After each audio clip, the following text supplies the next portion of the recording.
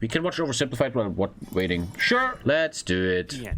The pig war. What is the pig war? I don't even know what it is. I have no idea. I have zero idea. I know the Bay of Pigs, but dude, how does once again, I'm gonna pause so much, dude. How do these VPNs have so much money, man? That everyone is sponsored by them. Like he must get easy 20K here for this. Easy 20K, if not more. Look at us, boys. We've only gone and bloody done it. We beat the Brits and secured independence. Now to expand westward and conquer the rest of the continent. Thomas? It looks like a bunch of different people already live out west. What? Oh no. Oh shit, Soviet Civil War. Means we can't expand. I hate my life. Whoa. I didn't say this is when they fight the Mexicans?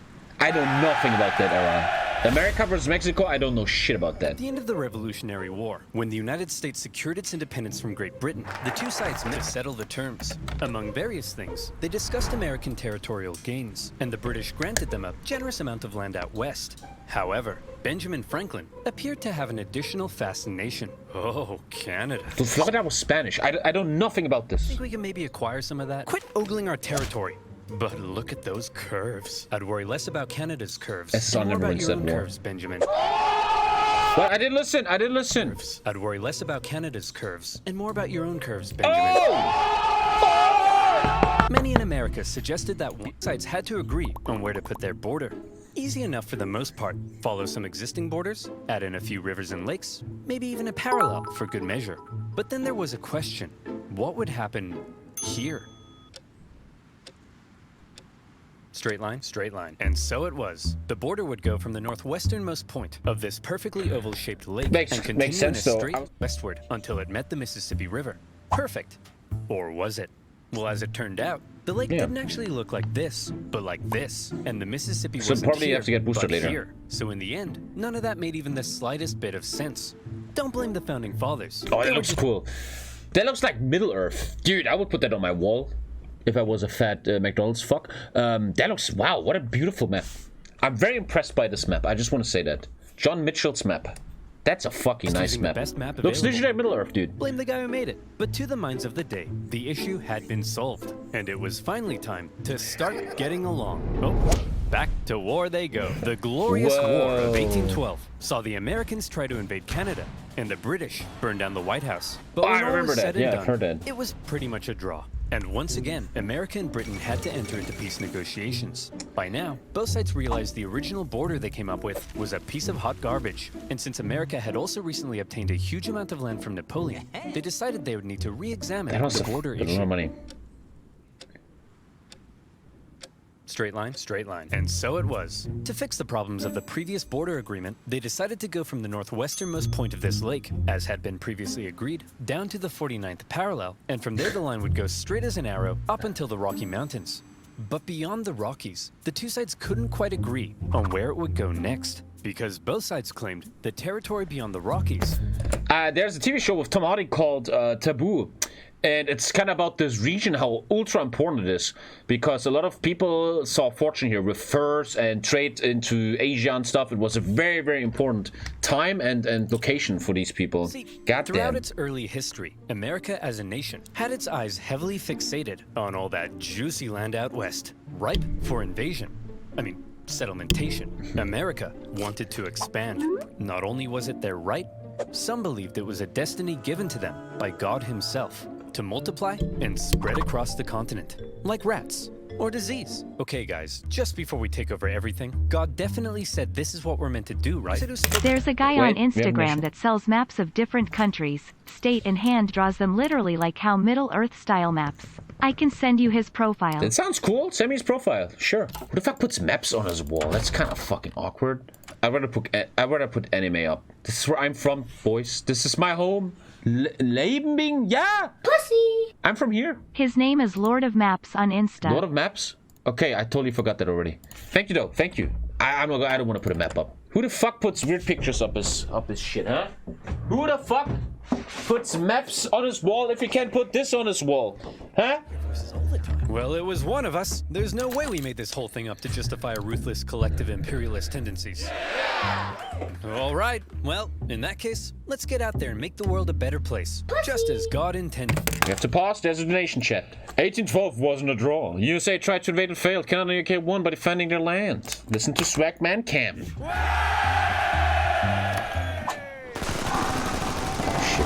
This is pure American. That is the most American thing I've ever seen. This belief in divinely destined expansion would later be given its very own name. Manifest Destiny. I'm actually but learning America a lot. wasn't the only one interested in controlling the Western territories. At the time, Canada was made up of a number of colonies. A lot of people who probably made a shit ton of money at that time. The gold rush, finding oil later, by the Hudson's Bay Company, trade. a British charter company dedicated to turning as many beavers as possible into as many felt hats as possible as quickly as possible. And the indigenous people became a key supplier.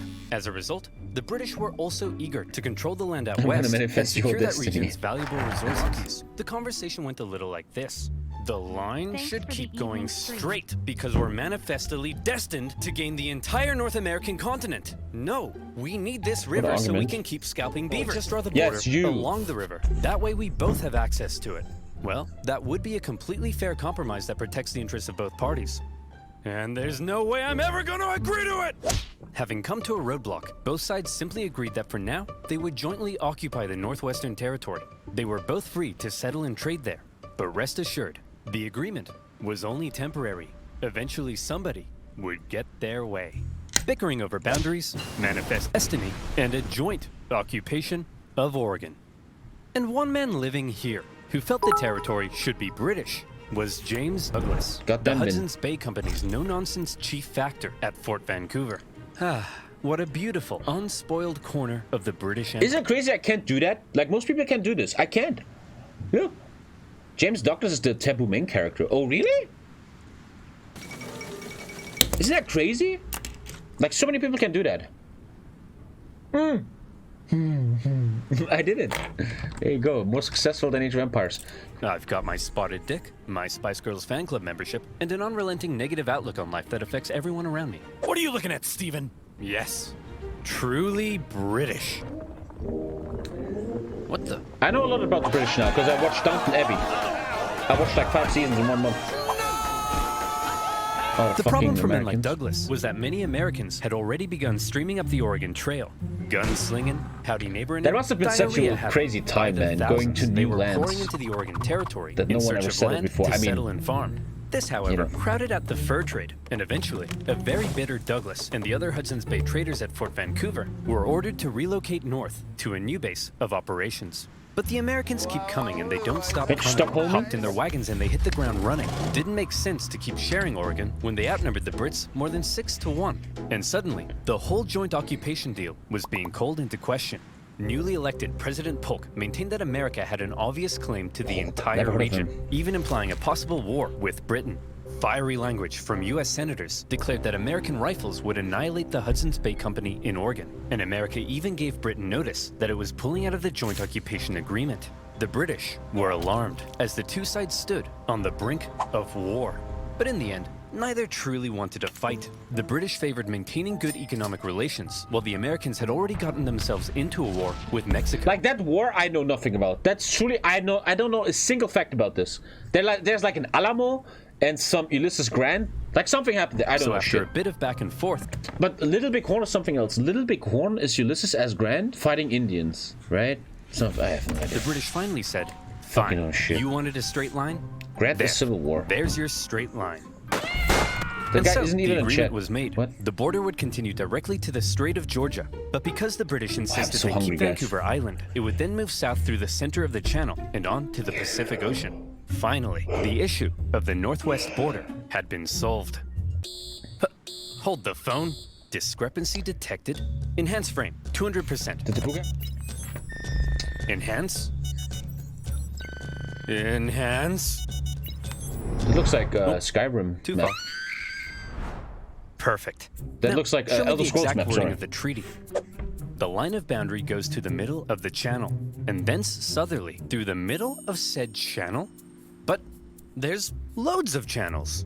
So, you tell me, dear viewer, which channel is the treaty referring to? Whoever has and more therefore, guns. who owns these islands? Is the wording of the treaty maybe a little too vague? Sorry, well, I got a that's private exactly message. the problem encountered by the people living in the area. Okay, let's The split again. channel intended by the treaty was the Rosario Strait, and therefore You're paying the attention, be islands were quiet. British. The Americans, on the other hand, argued that the Constitutional intended channel monarchy. was the Harrow Imagine Germany would have been a constitutional monarchy.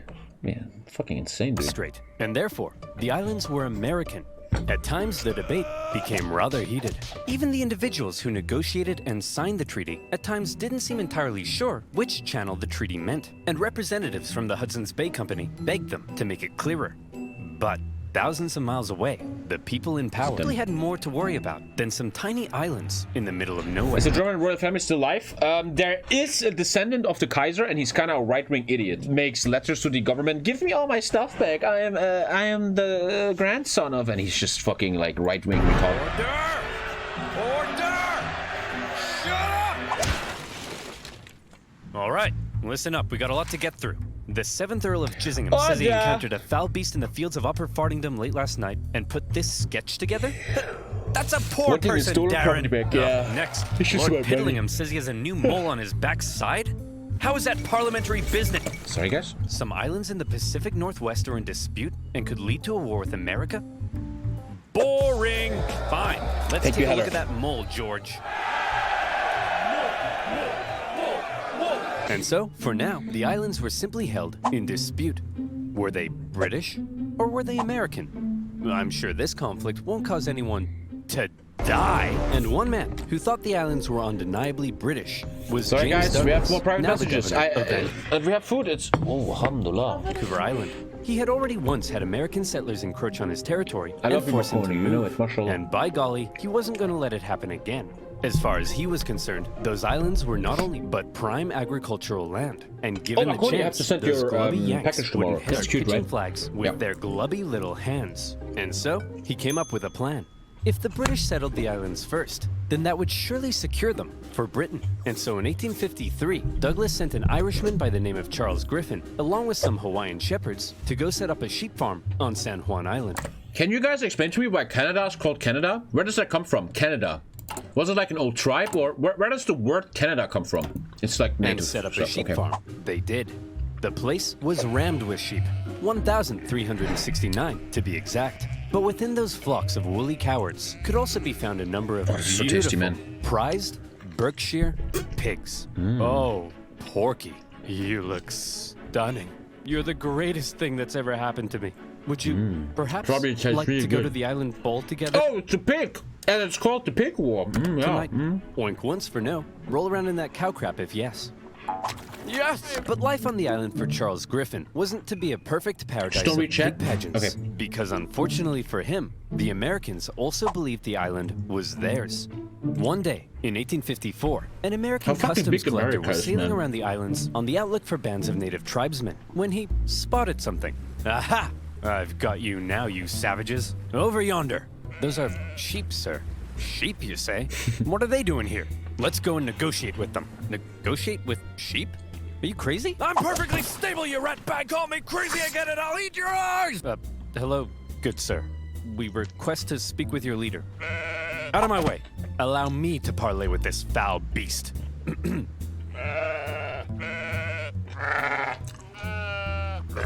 Hey, stop threatening my sheep. Your sheep? You mean to tell me that you, a British subject, have illegally imported these sheep? This is the first time you ever clicked on Twitch. You just look at a fucking boomer eating, reacting to other people's content, man. It's so Into sad. American territory? I'll have you know that you, an American, are currently trespassing on British territory. The Americans felt that they were entitled to collect taxes on the British property, you know, because the island was American, and they threatened seizure if dues weren't paid. The British, meanwhile, threatened to arrest the Americans, you know, because the island was British, and the two sides were in a standoff. To give Charles Griffin the legal power to deal with the American trespassers, Douglas said, "Hey, put on this wig." Boom, you're a magistrate now. And in turn, Griffin went to one of his Hawaiian shepherds and said, "Hey, I'm making you a constable. Put on this badge." The British then went off to arrest the US Customs Inspector. But Being an American, he emerged from his tent with 4 pistols and a giant knife, so the Brits had to back down. Eventually, raids by northern tribes chased the US officer from the island, but the Americans weren't done yet. Officials from nearby Whatcom County in Washington Territory believed the island fell under their jurisdiction, and they decided it was time to make the British pay up once and for all. They sent one Sheriff Barnes to go confront Charles Griffin.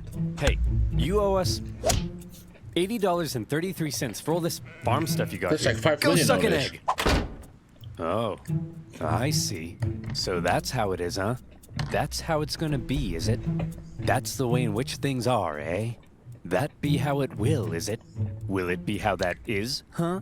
That be the way in which things be the way they are, is that? Get off my property! So the sheriff and other Whatcom County officials felt they were now well within their rights to seize and auction off Griffin's sheep in order to recoup lost taxes. And who would they auction these prized breeding rams off to? But themselves. Then, in a pretty chaotic scene, they worked to tie the rams to their boats. And when Charles Griffin came running to rescue his kidnapped sheep, being Americans, they pulled out guns on him, and he had to back down. In all, Charles Griffin lost 34 breeding rams, and he was furious. The British complained to the American government, who were shocked to hear what had been going on at their northwest border. And both governments told their officials in the area to back off. We're not trying to start a major war over some dumb sheep and a stupid island. But also, the islands are definitely ours. Under no circumstances let the other side have them. For now, both governments agreed to set up yet another boundary commission to decide which channel was the correct border. But it often devolved into petty bickering. The British did make one interesting suggestion, though. We could draw the border through this middle channel and split the islands between us. Well, that would be a completely fair compromise that protects the interests of both parties. And there's no way I'm ever gonna agree to it! And in the aftermath of the sheep raid, James Douglas, how do you Americans in chat feel about yourself, huh? still stationed at Fort Victoria, became even more cautious of American encroachment into his territory. Mr. Douglas, sir, it appears an Indian has discovered gold in the Fraser Canyon, just north of here. Shut up! Keep your voice down, boy. We can't risk those glubby Americans hearing about this, or our territory here will be infested with them. Oh no!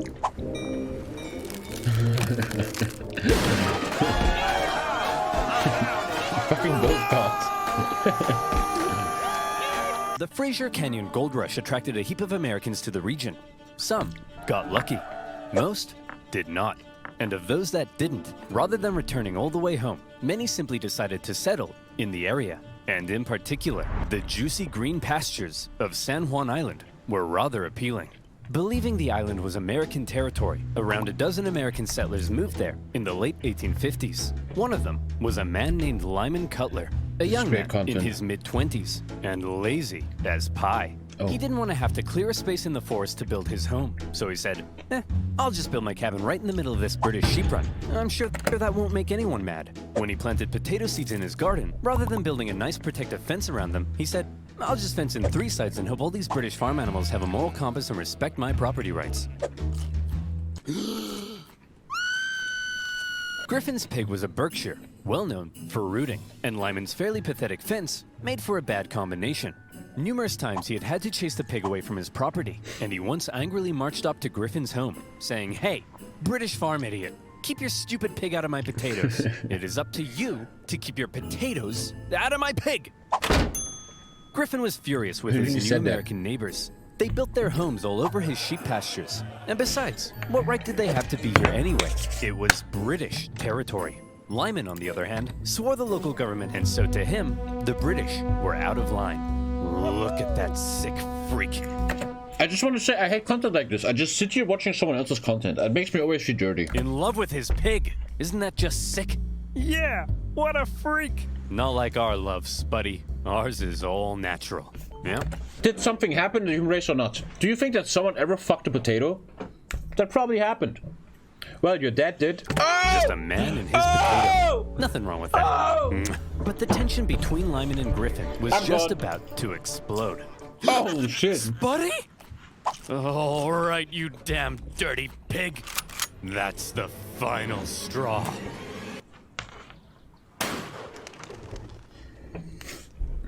Lyman shot the pig. Oh.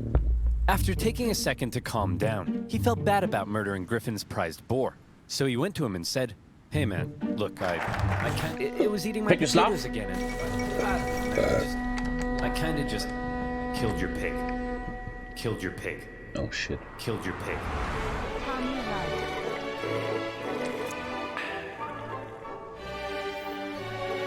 I don't think it's about putting troops on this border, my dude.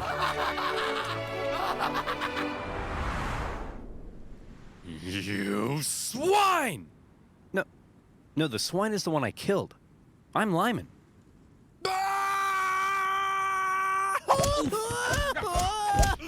Griffin demanded Lyman pay $100 for the loss of the pig. There must be so much money back then, man. Outrageous sum at the time. Obviously, Lyman refused, There must be threatening so to much shoot money any back more then. animals that dared enter his property, even threatening to shoot Griffin himself. When Griffin complained to James Douglas, British officials went and confronted the pig That's killer. $3,500 Again, nowadays. They insisted he pay up, and if he didn't, I feel like it would be more. Lyman It's claimed they threatened to $3,300 arrest him okay. and take him back to Victoria. Jeez, man. British officials arresting an American 3,000 on American for a pig. soil and trying him under British law. Now that's controversial. And it's a controversy that attracted the attention of an American general in charge of the Department of Oregon. Also, we have a lot of private messages to go through. Who is ready, guys? Really like that perch on the TommyKay Clips video. Well done. Thank you, man. Best Haribo, Jves. Ah, cool, man. Canada actually means nothing here. Cool, man. Watch Polar Geography now, please. 1, 2, 3, 4. And we can go back to the video. Let's go back. One William S. Harney. This guy, General Harney, Ciphers. had a reputation. He's the kind of guy who invades Mexico without orders, wasting valuable resources and creating an embarrassing situation for everyone involved. He's the kind of guy who has one of his own men arrested for writing the wrong header on a report. He's the kind of guy who finds a dog digging up his yard and then hated being told what to do. And Thank you. I'm sorry, man. This is so messy. I should have never watched the video. contemporaries described him as an imbecile, all matter and no mind, an arrogant humbug, and a laughingstock. That's Tommy. That's just like Tommy. My name is Timmy, and I'm so funny. Like I said, Back to League of Legends, eh? General Harney had a reputation. He hated the British and was out for any opportunity to earn personal glory for himself. By some accounts, he even wanted to become president. And so, in July 1859, when he happened to visit San Juan Island, and he learned of the plight of the Americans living there, the shooting of a pig, and the British threat to arrest Lyman Cutler, General Harney went into scheme mode. Fucking horny. Thank you, Mouth. I need you to go pick up some flowers and bring them to my place later. Thank you, Lucky Llama. Sorry, man, this is so messy. I will never do it again. I will never watch a video Here I in am, a sir. again. What's the plan? Pickett, you and I are going to start a war. What do you mean, sir? Okay, listen up. An American man shoots a worthless pig on San Juan Island, and the British threaten to arrest him. Outrageous, but we can use it. We get the settlers there to send us a petition saying they need American troops for protection.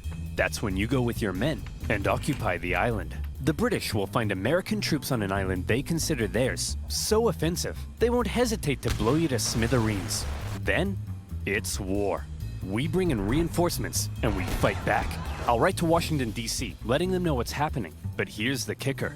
My letter will take 6 whole weeks to get there, before the government even gets a chance to respond, telling me I'm an idiot and ordering me to cease fire. The island what is the will word? be ours. Trade tourism? Hell, we could even invade Vancouver that guy Island should be or hanged British for that. Columbia. It's pretty fucking serious stuff. Foolproof. Wow, very impressive, sir. But I gotta ask, why? Well, I'll level with you, Pickett. Historians still contest exactly what it is I'm trying to do here. It's possible I'm trying to expand America's territory. Maybe I'm trying to play the hero so I can become president. Some have even suggested to help the South secede in the upcoming Civil War. But if there's one thing that almost everyone can agree on, it's that I'm an idiot. I see.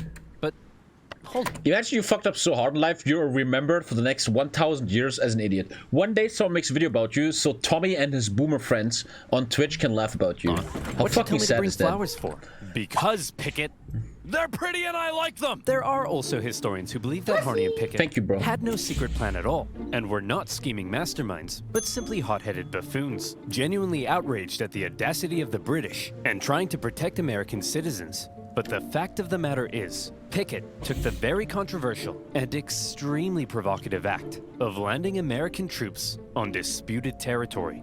He set up his camp in a very exposed position and erected a very provocative sign proclaiming that only American laws applied on the island. It was almost like he was asking to be fired upon. Or, again, maybe he was just an idiot.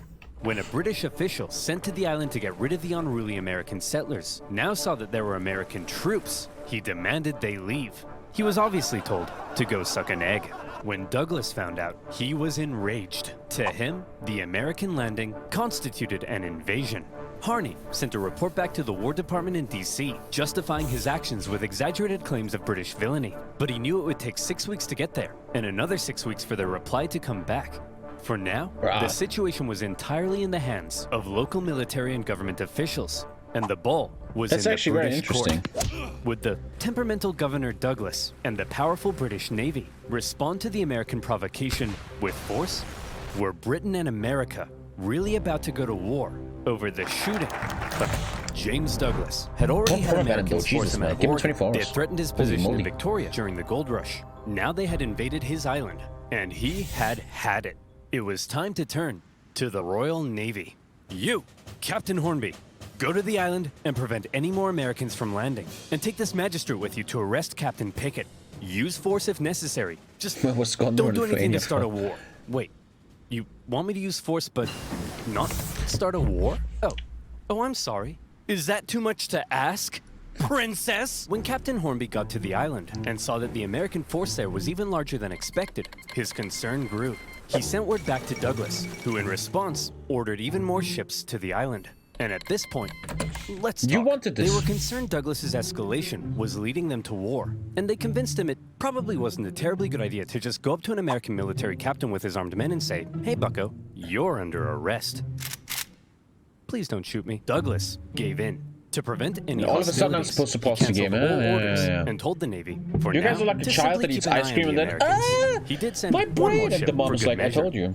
Captain Pickett, now seeing the British ships with their guns aimed directly at his exposed camp, said, "See, Jeff? Look at that. We're about to get blown to bits, all according to plan." Hang on. Oh crap, Jeff, we're about to get blown to bits! Run! Pickett hastily moved his camp from its very exposed position to another position, which, as it happened, was also very exposed. It probably won't surprise you to learn Pickett came dead last in his graduating class. Nearby American and British officials began showing up to ask Pickett what the heck he was even doing.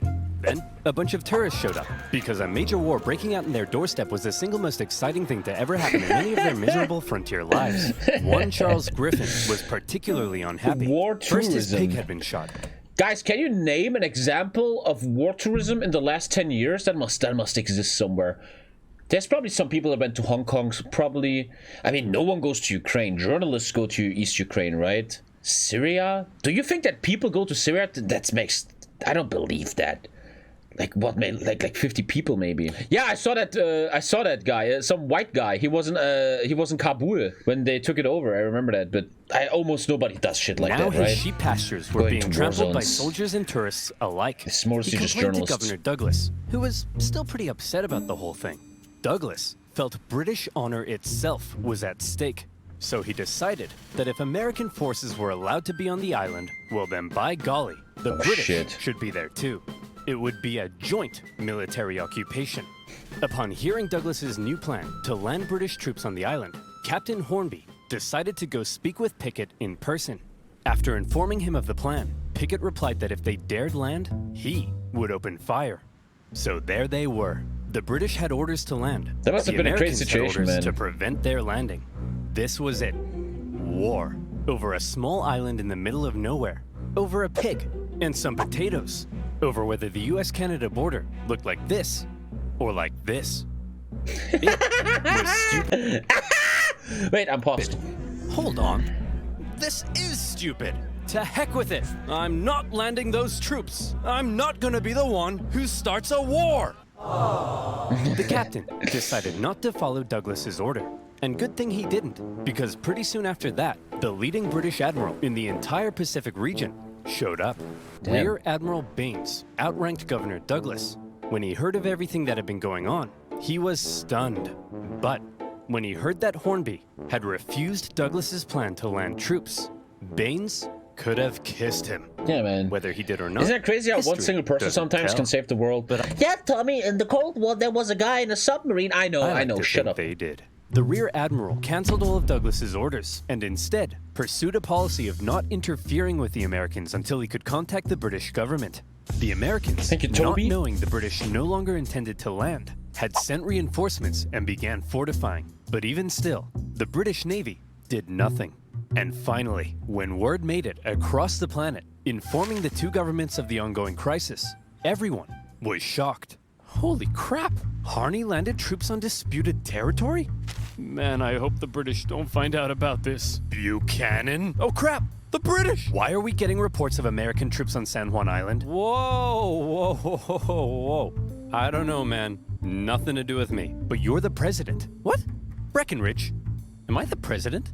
Yes, sir. And hey, we got a problem. It looks like the southern states are considering seceding. And we're headed for the biggest crisis in the history of the nation. It's your job to fix it, sir. Sir? Oh no. Go away. Not the curtain again, Mr. President. I'm not here. Buchanan. Back in the Pacific Northwest, Harney was beginning to realize the government may not be terribly impressed with his reckless actions. So he began firing off even more aggressive letters, justifying what he had done. Tell them the British were sending bands of Indians to attack our men, and that they're big meanies with coal for hearts, and that they made me cry like a little girl. Wait, no, that makes me sound weak. They made me cry like a big girl. Yeah, that's it. When the president received Harney's new letters, his anxiety only grew stronger. Oh, crap.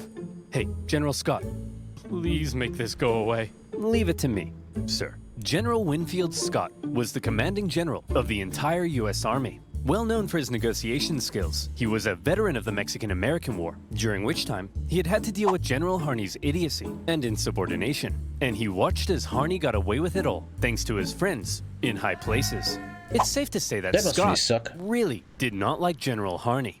By now, General Scott was racked with gout, and he was so big, he had to be hoisted onto his ship in a basket. Nevertheless, he began the long journey to the Pacific Northwest. Okay. Everyone, get over here. Will somebody please tell me what the heck is going on? I'll tell you, General. It all started on one fateful day last summer. Spuddy? All right, because that guy shot the fucking pig, man. That's the final straw. What? Hey, you can't get away from me! Look at that pig. Sorry if I'm pausing, but sometimes I have these weird moments, right? I'm sitting here in my room and I'm watching a video, right? And then I realize there's 3,000 people looking at me. Like when I watch other people react, you look at the guy, right? You guys, you look at my face. You look how I'm like reacting and stuff. That's really awkward, man. That makes me scared. Like I'm not just sitting here having fun. There's like people looking at me. Nowhere left to run, eh? I'm gonna enjoy this. Simon, if you spare my life, I grant you 3 wishes. Is that the real Morgan Freeman? People said Morgan Freeman has a cameo. Thank you, Raiden. Thank you. So you see, General, the pig wasn't even on his... Because I wouldn't think it is. There's actually a lot of voice actors that you can just give money to sound like Morgan Freeman. I wouldn't think that's property him. When he shot it. Liar! He's lying to you, General. I'll tell you what really happened. Stop looking at me, you weirdo. What a pleasant summer's afternoon here on my humble farm. It's just me and my beloved potatoes. I'm so happy. Yeah, it was a voice actor, yeah. Them some people nice said it's the real you got there. Would be a shame if somebody ate them. No, not again, you beast! Leave my potatoes alone! I'll shoot! Go ahead, punk. Make my day. Shoot me! Shoot me! He made me do it! He made me do it! So you're telling me you guys nearly started a war with the strongest naval power in the world over the shooting of a pig? Yeah, now he's starting to get it. Not only the pig, sir. The British then threatened to arrest this poor, pure American soul. Pay attention to the video. I have to pause. Pay attention to the video. Shut up. No one cares about your weird opinions. We're watching the video. You okay? Good. Thank you. I don't care about you. Okay. I've made up my mind. You're an idiot. You're an idiot. You're an idiot. You're an idiot. You're an idiot. you guys are fine. What is this, Corona? And you two are the most mind-numbingly brain-dead ding. And this is the point nowadays. We miss people like this. Like, the German government needs someone like this. I dead mean this, man. We need more people like this that tells everyone you're fucking I've idiots. ever encountered in all my life, and I'll see you in my office. Okay, Harney, listen. I cut a deal with the Brits. Here's how it's gonna be. Both sides will maintain a small force on the island for a joint military occupation until our two governments can decide who owns the island. Now, the only way they'd agree to that is if Pickett is removed from command, so I'm replacing him with Captain Hunt here. Now, Harney, listen to me. Do not, under any circumstances, put Pickett back on that island, okay? By the way, I have... Oh, this is gonna be weird. Do not order Pickett back onto the island. Stood? Yes, sir. Good. Yeah, Orlando Bloom's character has been named after that in Pirates of the Caribbean. Is he gone? I think so. Good. Hunt, you're fired. Pickett, you're going back on the island. All right, you psychopath. I've been waiting years for this. I hate you. I've always hated you. Harney had not only ordered Pickett back onto the island, but his department even notified the British. Dude, that guy needs to go to prison, man. What the fuck?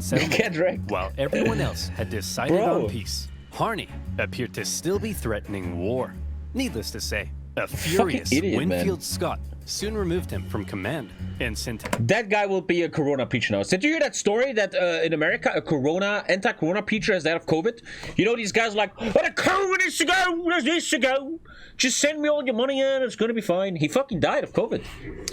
I'm not saying he deserved it. That would be very unethical. We're not doing that. May he rest in peace. Elsewhere, in Harney's absence, the joint occupation went ahead, and the troops actually got along together quite well. The British attended 4th of July celebrations at the American camp, while the Americans visited the British for Queen Victoria's birthday.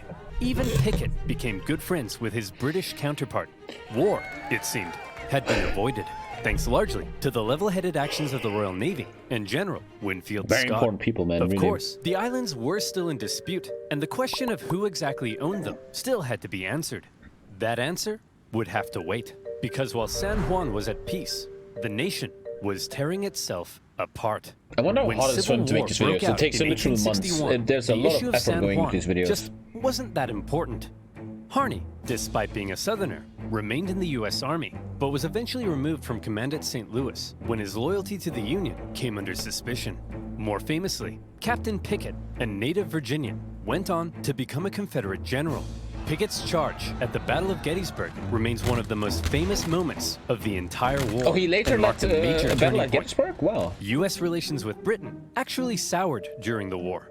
The British, missing their supply of southern cotton, initially looked like they may intervene on the side of the Confederacy. There was the Trent Affair, when Confederate diplomats were discovered and arrested on a British mail steamer. Oh, good thing they got them, right? Wow. And if I was Britain, I would totally take that island now. And then there were the British-built ships sold to the Confederacy that wreaked havoc on northern commerce.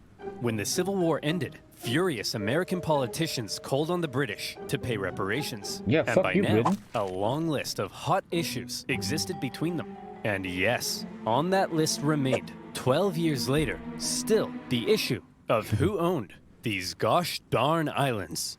That issue, it was finally agreed, would be submitted to international arbitration. The Empire of Germany would decide, with the British and Americans presenting arguments. The American argument was reportedly presented with a little more pizzazz, a little more zing. And in the end, when the Germans made their decision, they Well, they will totally take the US because they won the weak England, right? the San Juan Islands to the United States. That was really dumb, I think. When an agent Douglas heard the news, he said that there was no possible way the British argument had been presented correctly. But that was that. The British conceded. And on the 25th of November, 1872, the last British troops left the island. As the Americans entered the British camp to raise their flag, I mean, just say, why would Germany make a pro-British decision? One last up yours to Uncle Sam. By this time, Charles Griffin had already left the island, and the Hudson's Bay Company eventually sold their sheep farm. And so, there you have it. A dangerous situation that almost brought two great powers to war, triggered by the shooting of a pig.